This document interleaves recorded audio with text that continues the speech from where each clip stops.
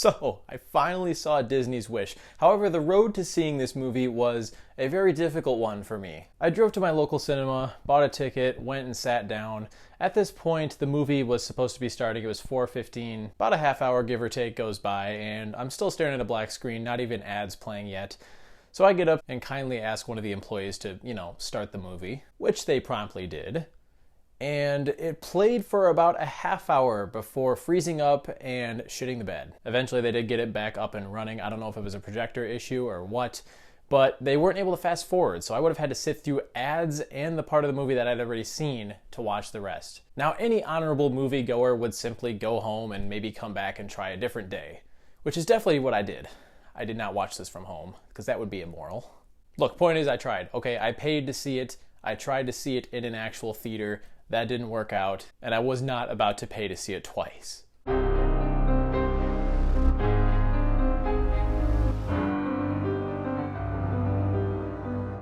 Alright, so Disney's Wish is the latest Disney animated film, but really more of a celebration of 100 years of Disney. This is a studio that has been bringing us these films for a very long time, decades of great stories.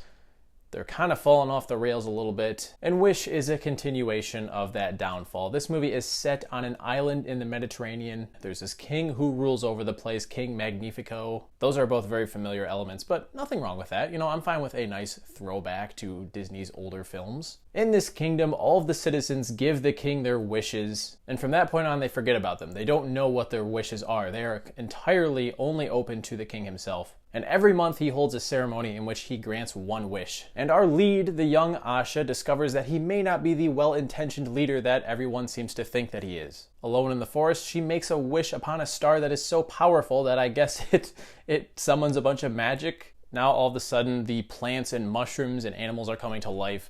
Her pet goat named Valentino can talk, and she sets out to right the wrongs of this kingdom. I remember when the first trailer for this film dropped, and a lot of people were hating on the fact that it's going for an older style animation here. It's actually kind of a blending of 2D and 3D objects. People think it looks terrible. I actually kind of like it as a creative decision. It would have been even better though if they just went full 2D, if they really wanted to give it that anniversary feel. And actually reading up on it, I guess it was originally intended to be 2D, and for some reason they just scrapped that and went back to their usual style. I don't know, it does feel a little desaturated at times, particularly when we're actually in the kingdom looking at the buildings and some of the environments there, but the nighttime scenes look pretty enough with a lot of glowing vibrance. And I don't mind that they scaled back on the texturing a little bit. The closer to 2D, the better. I just like that they've scaled back a little bit. It doesn't need to be perfectly detailed to be enjoyable to watch. But I don't really know how else to put this other than this movie is extremely forgettable and unmemorable. It has such a simple, streamlined story, and some people might really like that,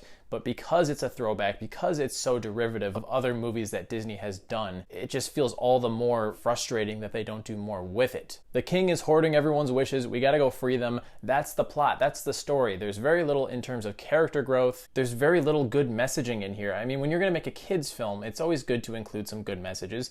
And there's just not much to take away from this. I don't know, other than I guess maybe the fact that power can corrupt people's intentions, I guess. I don't know. And I guess it shows how someone in a position of power can manipulate people into submission using their hopes and dreams. It's actually kind of funny because if I had more faith in Disney, I'd say that they were being self-aware here, because this has basically been their marketing strategy for the last couple of years. No, I promise someday we're going to give you some more good films, but in the meantime, here's some garbage that looks really good, and then you go see it, and it's just disappointing. King Magnifico is the same way. He has this great promise that one day your wish may be granted, but there are plenty of them that he has that he clearly plans to never grant back to the people who wished them. And what a downer of a villain, too. I mean, this guy could have actually been really complex before he turns into the absolute cartoonish bad guy that he eventually does become in this film. I mean, it could have been really interesting if they would have delved into the burden that knowing all of these hopes and dreams and wishes would have on a person, especially since they don't even know their wishes anymore once he's taken them from them. So it's something that could have given us a really heavy character arc, and instead he just turns into a big bad guy. There's really no other way to say it. He's a caricature. Really, all of the characters in this fall flat. Asha's okay, I guess. I mean, she's likable, but she, again, has no growth. She has no flaws to overcome. Most of the supporting characters are just there. Some of them are robotic and others are flat out annoying, particularly Valentino. I'm sorry. But it's easy to overdo the talking animal trope, and they definitely indulge in that here. And Asha also has this group of friends who pop up every once in a while. They each get like one line and then they're completely forgotten about for a good 20 minutes. It makes zero sense. The musical sequences are fine, I guess. They're entertaining, but they're certainly not memorable. You're gonna forget about them the second you walk out of the theater. There's nothing in here like in Encanto where I instantly remembered certain lines from the songs, and I actually went and sought them out later to listen to them again. But wow, this is the worst one that I've seen in quite some time. The story is just so streamlined, it's rushed. There's no personality or complexity to the characters. And I know that Disney still has gas in the tank because they have made some great animated films over the last couple of decades. Encanto, Moana, Frozen, Tangled. Hell, I go back and rewatch Tangled every once in a while. Why? Because unlike Wish, it has good themes and it has great characters and a genuinely entertaining and enthralling story. I wish this was better. I just don't have much else to say about it. So let's give Wish 2 out of 5 stars. It's not the worst film of the year, but it's definitely one of the worst of Disney's catalog.